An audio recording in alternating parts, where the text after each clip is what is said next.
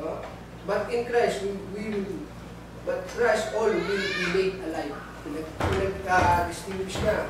Kay Adan, tayo'y nakaranas ng kamatayan dahil sa kasalanan. Pag pinagkaranan natin ito, death enter into the world because of sin. No? Dahil sa kasalanan ng tao. But, nandito ang ating Panginoong Hesus para magbigay sa atin ng pagkakataon sa buhay na walang hanggan. So, yun. Verse 24 to 26, then the end will come when he had offered the kingdom to God the Father after he has destroyed all dominion, authority, and power, for he must reign until he has put all his enemy under his feet. And the last enemy to be destroyed is death. No? Ang reference po na ginagamit ni Apostol Pablo dito, yung mga digmaan ng kanyang panahon. Kapag ang kaharian, nakakatalo na ng mga kaharian, simbolo na kanilang tinalo yung kaharian na yun ay ginagawa nilang footstool, tungtungan ng kanilang mga paa. Sa susunod na verse natin mababasa. At the last enemy to be destroyed is death. At yun nga ang ginawa ng Panginoon Jesus. Doon niya tinalo yung kamatayan. Yung pagkabuhay naman yung muli at hindi na siya nagdanas pa. Na-experience muli ang kamatayan. For he has put everything under his feet. Yan nga po yung kanyang sinabi. Sinabi ko kanina.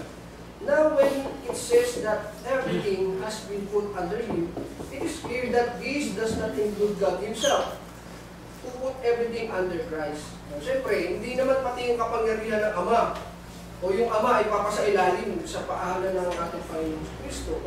Sabi dito, this does not include God himself, who put everything under Christ. Because sila nga po ang isa. When he has done this, then the Son himself will be made subject to him who put everything under him, so that God may be all in all. Ganito yung paano ng Diyos. Ganito yung gagawin ginawa ng Diyos. Verse 29, ito po, isang interesting facts po na nangyari sa kasaysayan. Verse 29 ang sabi, now if there is no resurrection, what will those do who are baptized for death? If the dead are not raised at all, why people baptize for death? Sabi ni Apostol Pablo, kung hindi totoo ang pagkabuhay na manguli, ito hindi mo matatanggihan ito. Kasi may mga taong nagpapabautismo para sa in behalf of their loved ones, of their deceased loved ones, nagpo-proxy. Halimbawa, yung aking asawa namatay, dahil gusto ko siyang makasama sa pagkabuhay ng manguli, gusto ko siyang makaranas ng pagkabuhay ng manguli, magpapabautismo ako, hindi ako, ay ganon, proxy. So ito po hindi practice ng mga sinaunang Kristiyano or katuruan man ng mga apostol. Ito po hindi tinuturo ni Apostol Pablo. Sinasabi na lamang po ito dahil may mga practices na nangyayari nung panahon niya na ganito. Naniniwala ka kayo sa, yun lang po ang sinasabi niya, naniniwala kayo sa pagkabuhay ng manguli. Because you baptize for the dead. Ang sinasabi niya. No? Hindi po ito practice, hindi na naman. Ito po yung kanyang pinatutunayan lang na kaya kayo nagpapabautismo dahil naniniwala kayo may pagkabuhay ng manguli. No? So marami pong mga paniniwala pala, even in ancient time. No? Para may halimbawa natin ito sa panahon natin ngayon, yung paniniwala natin, yung pinagdarasal natin yung mga taong na mayapa. No? Parang ganoon din po yan. Dahil gusto kong maligtas yung mahal ko sa buhay, magpapabautismo ako para sa iyo. No? Ganoon din po sa, if we're going to compare dun sa ating paniniwala sa ngayon, yung pagdarasal para sa ating mga namayapa, para sila'y iligtas, hindi na po, wala na pong epekto, no? Wala na po itong magagawa. Katulad noong mababasa natin sa Luke chapter 16, kung ako nagkakamali, hinatulan yung mayaman this is the story about rich man and Lazarus. Si Lazarus ay namatay, yung mayaman sa kanyang kadamutan ay eventually namatay din, and Lazarus proceed with Abraham's bottom, and the rich man napunta siya doon sa place of torment. So doon pinapakita na tayo hahatulan based on our action here on earth. Kung ano yung ginawa natin, we will judge according to our action and what we have done in this earth. So, kaya hindi po ito yung na baptism for on behalf of your deceased loved ones. So, verse 32, if I fought wild beasts in Ephesus with no more than human hosts, what have I gained? If the dead are not raised, let us eat and drink, for tomorrow will die. Sabi niya, yung nakipaglaban siya sa mga mababang islahan sa Ephesus. But, this is not a literal one, mga kapatid. Walang record sa Biblia na si Apostol Pablo ay nakipaglaban literally sa isang mabangis na hayop o leon.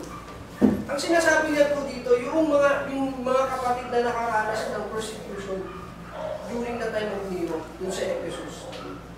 Alam ko po, pamilyar na po kayo doon sa binatawag na Great Theater, kung saan yung mga Roman soldier, si Nero, pinanonood nila yung mga Kristiyanong pinapakain sa leon at isinasabit para sunugin. Sabi niya, baliwala yung ating pakikipaglaban, yung ating pagtitiis sa mga paghihirap na ito. Ano bang mapapala ko? Kung walang pagkabuhay na magulit pa na. Wala pala akong mapapala kung nakipaglaban pa ako sa mga leon. Kung hindi totoo ang pagkabuhay ng mga buhay. Kung hindi totoo, let us drink, let us eat and drink, for tomorrow we die. Yun nga po. So, sige, enjoy nyo na ang buhay. Ito lang naman pala ang buhay eh. Kumain ka, magpakasaya, bukas mamamatay ka, wala na. Wala na resulta. Kasi nasabi nga po, nakataya ito dito sa ating sa pinangangaral kong pagkabuhay na naman. So, this is the last verse that I'm going to read to you. Sabi ko nga po, first part pa lang po ito. Abangan po natin yung second part, kaya wala po muna akong conclusion sa lesson na ito because we will continue this lesson next Sunday kung pagkakaloon na po. Verse 33 to 34, do not be misled. Bad company corrupts good character. Come back to your senses as you ought and stop sinning. For there are some who are ignorant of God. I say this to you, I say this to your shame. Kinakalabit ka na para pang mag-ingat ka.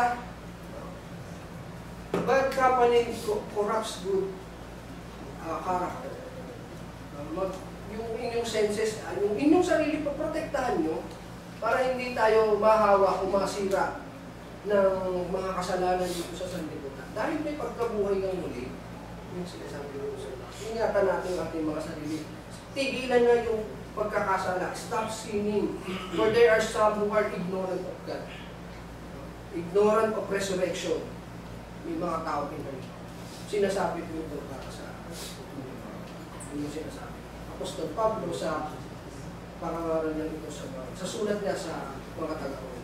So, yun lang mga kapatid, magandang umaga po. Thank you for your attentive listening.